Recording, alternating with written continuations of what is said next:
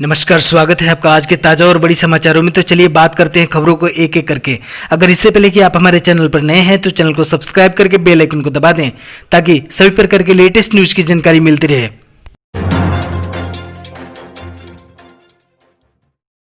Drugs dealer KJ ने नशा बेचकर खरीद ली 1 करोड़ की मर्सिडीज। जी हां दोस्तों, आपको बता दें कि बॉलीवुड में ड्रग्स के कारोबार से जुड़ी जांच में रोज नए खुलासे हो रहे हैं। इस बीच एनसीबी की गिरफ्त में चल रहे 23 साल के ड्रग्स डीलर करमजीत उर्फ केजे का नया कारनामा सामने आया है। केजे ने मुंबई में ड्रग्स बेचकर 1 करोड़ की मर्सिडीज बेंज लग्जरी कार तक खरीद ली थी। मंगलवार को नारकोटिक्स कंट्रोल ब्यूरो ने केजे की कार को जब्त कर ली है। जल्द ही एनसीबी कार की डिटेल भी जारी करेगी। इस कार की कीमत 99.90 लाख बताई जा रही है। बता दें कि अभिनेत्री रिया और उसके भाई सौबिक के बयान के आधार पर एनसीबी ने करमजीत को गिरफ्तार किया था। बताया जा रहा है कि इस लग्जरी कार से ही करमजीत ने इंडस्ट्री के बड़े सेलिब्रिटी को ड्रग्स की सप्लाई करता था। सामान्य गैस डीलिंग का व्यापार करने वाले करमजीत ने कैसे ड्रग्स की काली कमाई से मर्सिडीज खरीदी, इससे जांच एजेंसी भी भौचक्की हैं। प्राप्त जानकारी के अनुसार मात्र 23 साल के ड्रग्स पेडलर केजे उर्फ करमजीत से गांजा और चरस मिला। करमजीत रैकेट का बड़ा खिलाड़ी था। उसने 10 बार सैमुअल मिरांडा और दीपेश सावंत के जरिए सुशांत तक ड्रग्स पहुंचाई। इसके बाद केजे से ड्रग्स लेने वाला अंकुश अर्नेजा एनसीबी की गिरफ्त में आ चुका है। दादर से 2 ड्रग्स पेडलर पकड़े गए हैं। गोवा से क्रिस कोस्टा भी पकड़ा गया है।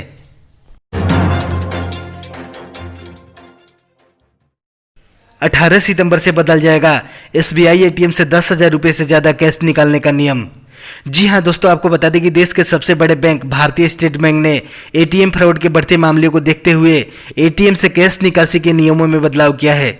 एसबीआई ने एटीएम में one time password based ATM withdrawal सुविधा को 24/7 लागू करने का फैसला किया है।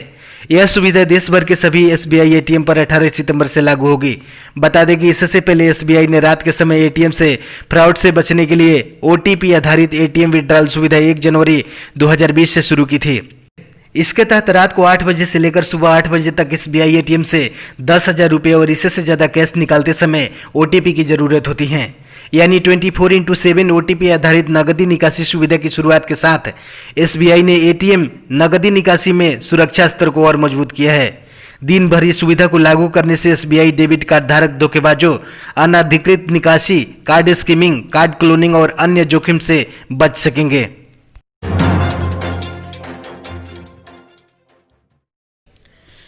पे एटीएम पर केवाईसी खत्म होने के नाम पर हो रही धोखाधड़ी, कई यूजर्स को लगा लाखों का चूना। जी हां दोस्तों, आपको बता दें कि कोरोना संकट के दौरान ऑनलाइन धोखाधड़ी के मामले में भी तेजी आ गई है। देश का सबसे लोकप्रिय ऑनलाइन पेमेंट ऐप पे एटीएम बार बार हैकर्स के निशाने पर आता रहता है। इस बार हैकर्स ने पे एटीएम यूजर्स को मैसेज भेजकर चेतावनी दे रहे हैं कि आपका केवाईसी खत्म होने वाली है। इसके 24 घंटे बाद आपका अकाउंट ब्लॉक हो जाएगा। साथ ही मैसेज में एक लिंक देकर केवाईसी अपडेट करने को कहते हैं। इसके बाद यूजर्स के अकाउंट को कंट्रोल में लेकर तगड़ा चूना लगा रहे हैं। बता दें कि देश में पे एटीएम के 10 करोड़ से ज़्यादा यूजर्स हैं। केवाईसी अपडेट के नाम पर हो रही धोखाधड़ी का शिकार होने वालों में मध्य प्रदेश के एक टीचर को 40,000 से ज़्यादा रुपये का झटका लगा है। वहीं महाराष्ट्र में हैकर्स ने एक पे एटीएम यूजर्स को 1.5 करोड़ रुपये से ज़्यादा का चूना लगा दिया।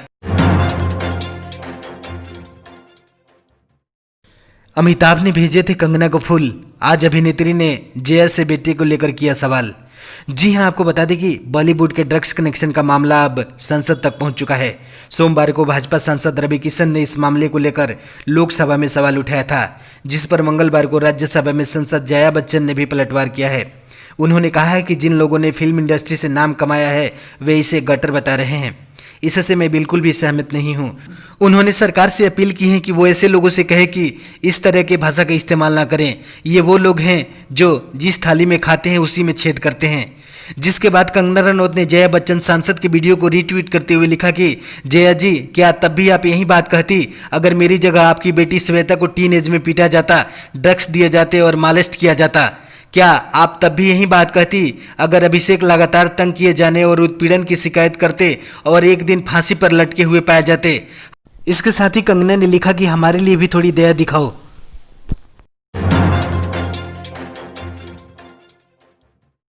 विदेशी संकेतों से सोना और चांदी में उछाल। जी हां, आपको बता दें कि रुपए में गिरावट तथा सकारात्मक विदेशी संकेतों के बीच मंगलवार को दिल्ली सराफा बाजार में सोना और चांदी की कीमतों में उछाल देखने को मिला है। HDFC सिक्योरिटी के मुताबिक मंगलवार के कारोबार में दिल्ली में सोना 422 रुपये की बढ़त के साथ 53,019 रुपये प्रति 10 ग्राम के स्तर पर पहुंच गया। पिछले कारोबारी सत्र में सोना 52,597 रुपये प्रति 10 ग्राम पर बंद हुआ था। सोने के साथ साथ चांदी में भी मांग देखने को मिली है। आज के कारोबारी सत्र में चांदी 1,013 रुपये के उछाल के साथ 70,743 रुपये प्रति किलोग्राम पहुंच गई। पिछले कारोबारी सत्र में चांदी 69,730 रुपये प्रति किलोग्राम पर बंद हुई थी।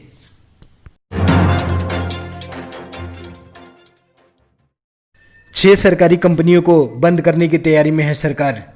जी हां, आपको बता दें कि केंद्र सरकार 20 सरकारी कंपनियों में अपनी हिस्सेदारी बेचने के साथ साथ 6 सरकारी कंपनियों को बेचने की तैयारी कर रही है। केंद्र सरकार 20 सरकारी कंपनियों और उनके यूनिट में हिस्सेदारी बेचने की तैयारी कर रही है, जिसकी जानकारी वित्त राज्य मंत्री अनुराग ठाकुर ने सदन में दी। लोकसभा में एक लिखित जवाब में उन्होंने कहा कि सरकार रणनीतिक हिस्सेदारी बेचने और माइनॉरिटी स्टेक डिल्यूशन के जरिए विनिवेशक की नीति पर काम कर रही है। कंपनियों के विनिवेशन के लिए नीति आयोग ने कुछ शर्तें तय की हैं।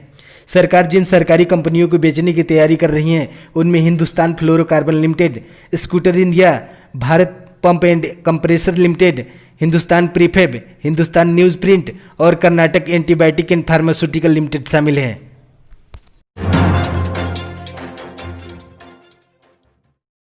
पिछले 24 घंटों में दर्ज हुए 83,809 नए कोरोना वायरस के केस।